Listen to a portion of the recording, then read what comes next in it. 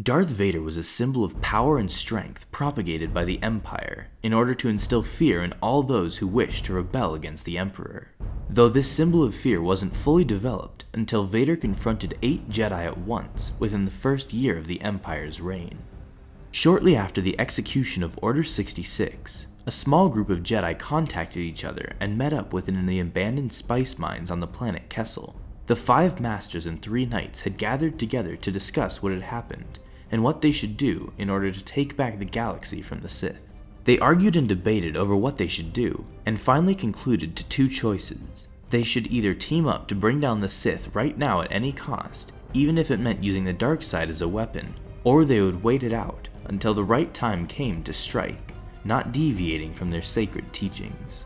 Unknown to everyone present, this entire meeting was a setup to lure out Darth Vader into a trap orchestrated by Jedi Master Shadday, who understood that she would never be able to convince everyone to fight, so she instead decided to force the unwilling Jedi to fight the Sith Lord by sending out a signal that Obi-Wan was there with them.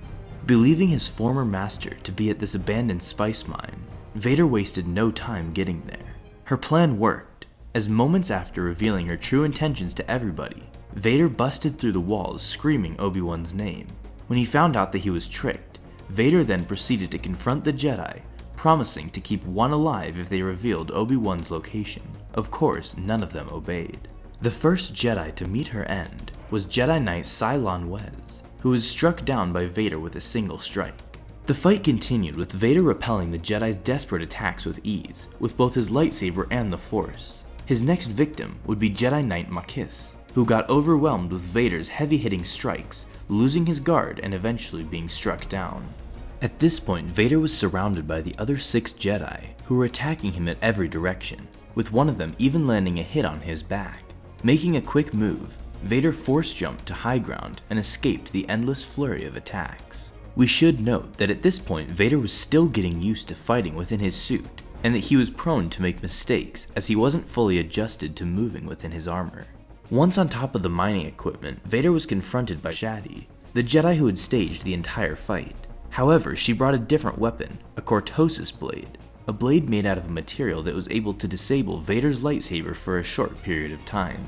Seeing that he no longer had a weapon, Vader quickly force-choked the overconfident Jedi and took her blade instead.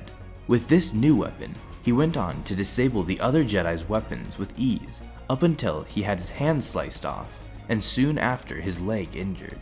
With no weapon and an injured leg, Vader surrendered to the remaining Jedi, but one of them wasn't buying it.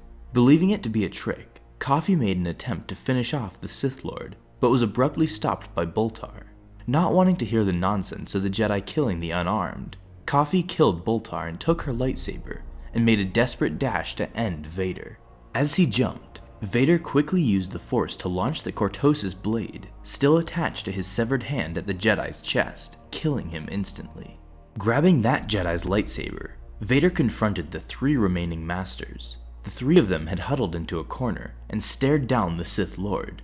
Refusing Vader's last demand to reveal Obi-Wan's location, the 3 Jedi used their combined strength and hurled massive boulders and mining equipment at Vader, forcing him to his knees. But being at the Jedi's mercy didn't last long, as the 501st Legion came to the rescue and instantly fired upon the 3 Jedi, causing them to panic and scatter away from Vader. 2 of them were shot down almost instantly, while the last one made a desperate attempt to escape, but Vader stopped him, literally with the Force, allowing the troopers to blast him. But right before they did, Master Sui Choi made a last-ditch attempt at escaping by throwing his lightsaber at Vader's head. He hit him, but the helmet prevented any real damage, only revealing Vader's eye. Choi was then quickly shot down.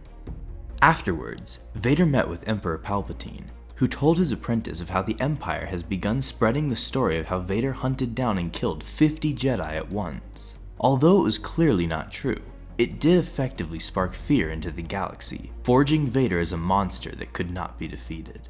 This event and the story the Empire later fabricated afterwards could be the reason why the remaining Jedi in the galaxy never got together, as they perhaps didn't think they could ever defeat a Sith Lord who was able to take down 50 Jedi at once. For them, it was better to hide and preserve their teachings than fight and die like the Jedi they heard about on Imperial news. Thanks for watching this video. Be sure to subscribe for more videos like this one. And as always, may the Force be with you.